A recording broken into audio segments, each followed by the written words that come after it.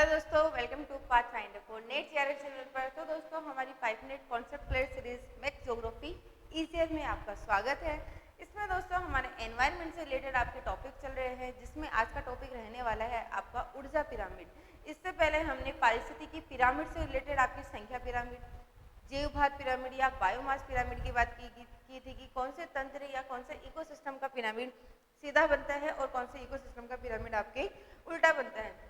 तो अगर संख्या पिरामिड की बात ऊर्जा पिरामिड की बात करें, उससे पहले दोस्तों पाथफाइंडर लर्निंग ऐप के ऊपर जाकर आप सभी कोर्सेज का फायदा उठा सकते हैं। दिवाली ऑफर भी आ रहा है दोस्तों, इस पे आप डबल फायदा भी आप ले सकते हैं। तो चलिए दोस्तों, मिलते हैं हम चलते हैं हम हमारे नेक्स्ट टॉपिक के साथ में, हमारे ऊर्जा पिरामिड के बारे में। इसमें दोस्तों आपके लिए नेट जीआरएफ, स्कूल व्याख्याता, कॉलेज लेक्चरर और लैब असिस्टेंट सभी के क्लासेस अवेलेबल है। ऑनलाइन प्लस ऑफलाइन दोनों मोड में आपको क्लासेस दी जाएगी। और नोट्स की बात करें तो आपको यहाँ पर बुकलेट फॉर्म में नोट्स दिए जाएंगे, जो कि आप कुरियर के माध्यम से भी ऑर्डर कर सकते हैं। और साथ में आपके टेस्ट सीरीज भी स्टार्ट की गई है, जिसमें आपके topic wise, unit wise plus full test आपके रखे जाएंगे। क्लासेस के शेड्यूल की बात की जाए तो डेली आपका क्लासेस रहने वाली है, जिसमें आपके डेली टेस्ट भी यहाँ पर रखा जाएगा। अधिक जानकारी के लिए दोस्तों आप हमारे इन कॉन्टैक्ट नंबर्स पर जाकर हमसे कॉन्टैक्ट भी कर सकते हैं। और पाथफाइंडर लर्निंग ऐप के ऊपर जाकर भी अच्छे से आप कोर्सेज की जानकारी ले सकते हैं। और pathfinder for NET JRF channel को सब्सक्राइब करके पिछली क्लासेस को भी आप अच्छे से देख सकते हैं। तो चलिए दोस्तों, आपके जो ऊर्जा पिरामिड होता है पारिस्थितिकी पिरामिड में, ये किस प्रकार का होता है। तो किसी भी पारिस्थितिकी या पारितंत्र की विभिन्न पोषण स्तर की कार्यात्मक भूमिका की तुलना करने के लिए ऊर्जा पिरामिड ही सबसे उत्कृष्ट प्रदर्शन होता है, क्योंकि इसमें व्यष्टियों के आकार और जैव संहति यानी कि बायोमास की विभिन्नता की जरूरत से ज्यादा महत्व देकर उसे विकृत नहीं किया जा सकता। यानी कि इसमें ज्यादा कंफ्यूजन नहीं हो सकता दोस्तों कि आपकी संख्या का पिरामिड कैसा बनेगा, आपके जो बायोमास का पिरामिड कैसा बनेगा, कौन से पारितंत्र का जीवभार उल्टा बनेगा सीधा बनेगा, या संख्या पिरामिड उल्टा बनेगा सीधा बनेगा। इस तरह का यहाँ पर कोई भी आपकी कंफ्यूजन नहीं होता है, क्योंकि चाहे वो जलीय पारिस्थितिकी तंत्र हो या फिर आपका जो घास तंत्र होता है, स्थलीय पारिस्थितिकी तंत्र, सब में ऊर्जा का सेम ही क्राइटेरिया रहता है। इसमें बात करें कि ऊर्जा पिरामिड ऊष्मा गतिकी के नियमों का पालन करता है और इसमें एक पोषण स्तर से दूसरे पोषण स्तर पर स्थानांतरित होने वाली ऊर्जा को भी दिखाया जाता है। अतः ऊर्जा पिरामिड सदैव आपका सीधा बनेगा। जैसा कि मैंने बोला दोस्तों कि आपको इसमें कंफ्यूजन नहीं रहने वाला है कि कौन से तंत्र का पिरामिड सीधा बनेगा उल्टा बनेगा, क्योंकि इसमें सभी पारिस्थितिकी तंत्र का पिरामिड हमेशा आपका सीधा बनता है।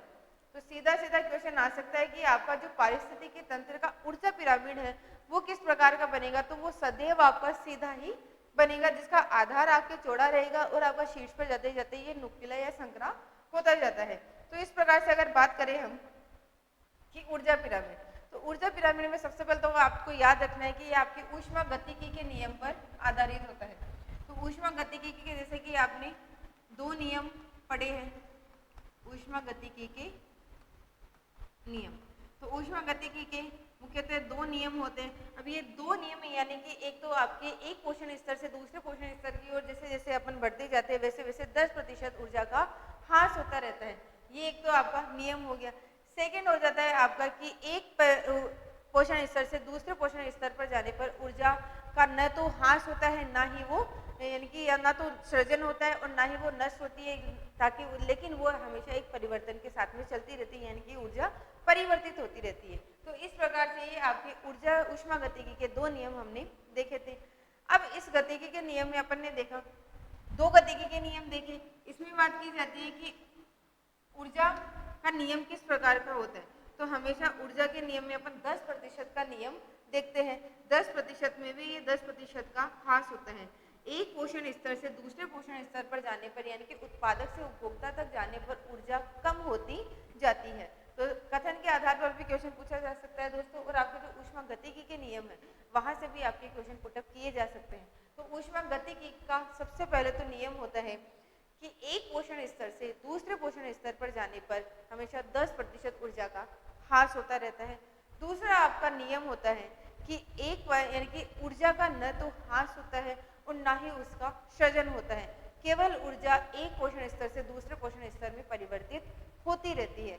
इस प्रकार से ये आपके दो नियम इसमें बताए गए हैं और ऊर्जा का 10% का नियम यहाँ पर दिया गया है। अब इसमें बात करें कि हमेशा सीधा बनेगा तो वो किस प्रकार से बनेगा। तो दोस्तों सबसे नीचे आपको पता है आपके प्राइमरी कंज्यूमर्स होते हैं, सॉरी प्राइमरी प्रोड्यूसर्स होते हैं, यानी कि आपके प्राथमिक उत्पादक होते हैं। इन उत्पादकों को प्राथमिक उपभोक्ता खाएंगे, यानी कि प्राइमरी प्रोड्यूसर सॉरी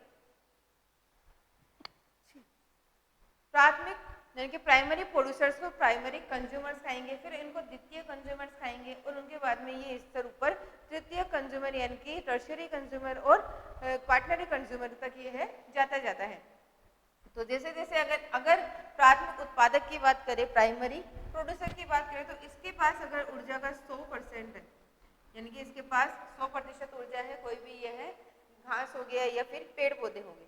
अब इनको खाने वाले जो आपके प्राइमरी कंज्यूमर है यानी कि प्राथमिक उपभोक्ता है, उनके पास इस 100% का केवल 10% ही यहाँ पर पहुंचेगा। अब 100% का 10% यानी कि आपका 10% हो गया। अब इन प्राथमिक उपभोक्ताओं को खाने वाले द्वितीय उपभोक्ता होंगे, जिनके पास भी इसके 10% का 10% यानी कि आपका 1% पहुंचेगा। उसके बाद में अगर बात करें कि तृतीय उपभोक्ता यानी कि द्वितीय उपभोक्ता को खाने वाले आपके टर्सरी कंज्यूमर, उनके पास भी इस 1% का 10% यानी कि 0.1% यहाँ पर पहुंचेगा। अब इसके बात करें कि आपके जो क्वार्टनरी कंज्यूमर्स होते हैं, चतुर्थक उपभोक्ता होते हैं, उनके पास इस 0.1% का भी 10% पहुंचेगा, यानी कि आपका 0.01% ही आपकी ऊष्मा यानी कि ऊर्जा यहाँ तक पहुंच पाएगी। तो इस प्रकार से हमने देखा कि दोस्तों उत्पादकों से उपभोक्ता कर जाने पर ऊष्मा का या फिर ऊर्जा का ह्रास होता रहता है। अब अगर इसमें बीच में अगर बात करें दोस्तों कि अगर इसमें अपघटक आ जाते हैं, तो अगर पिरामिड की बात करें, तो अगर पिरामिड के बीच में अपघटक आ जाए तो वहां पर आपके पिरामिड हमेशा अनियमित बनेगा अपघटकों के आने पर। तो ये भी आपको याद रखना है दोस्तों, अपघटकों की उपस्थिति में ये पिरामिड आपका हमेशा यानी कि आपका संख्या पिरामिड की बात करें तो वहां पर आपका या जैव भार की पिरामिड की बात करें तो आपका अनियमित बनेगा, लेकिन आपका जो ऊर्जा का पिरामिड है वो हमेशा आपका सीधा ही बनेगा। तो हमने 3 पिरामिड देखे, एक हमने देखा संख्या पिरामिड, एक हमने देखा बायोमास पिरामिड यानी कि जैव भार पिरामिड, और एक हमने देखा ऊर्जा पिरामिड। तो अगर संख्या पिरामिड की अगर एक बार ब्रीफ में देखें तो संख्या पिरामिड आपका तालाब और घास का पिरामिड आपके हमेशा सीधा बनेगा।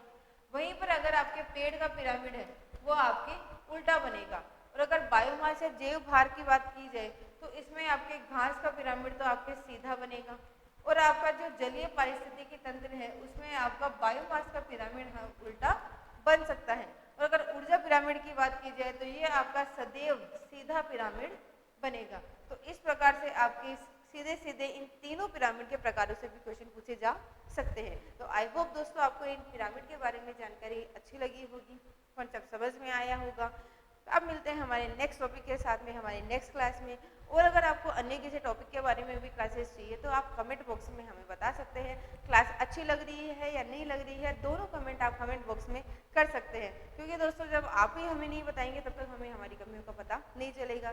तो हाँ, अच्छे से आप जो भी आपको लगे क्लास में क्या कमी है क्या चाहिए, दोनों आप कमेंट कर सकते हैं। और अगर वीडियो पसंद आ रहा है तो वीडियो को लाइक कर सकते हैं, सब्सक्राइब कर सकते हैं चैनल को, और पाथफाइंडर लर्निंग ऐप को डाउनलोड करके सभी कोर्सेज का आप लाभ भी उठा सकते हैं। थैंक यू दोस्तों।